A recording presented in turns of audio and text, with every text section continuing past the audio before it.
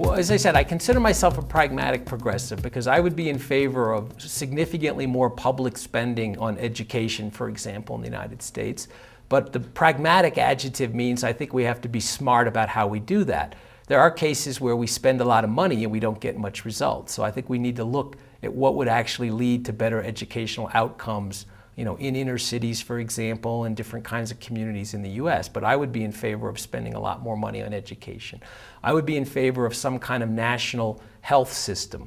I know this is controversial and I'm not the best expert to design the details, but I do think the United States can learn from other countries that have more successful systems that provide health insurance to more or less the whole population.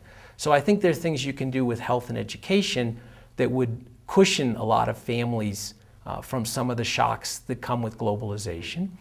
I'm also a fan of progressive taxation. Frankly, I can't get into the specifics of US tax policy. As a World Bank official, it's not really my role, but I feel comfortable saying that I believe in progressive taxation. I think if a country has very good institutions, good institutions of property rights and good education system, I think you can have progressive taxation and you don't have to worry that all your rich people are going to leave because your country is actually a very nice, productive place to operate.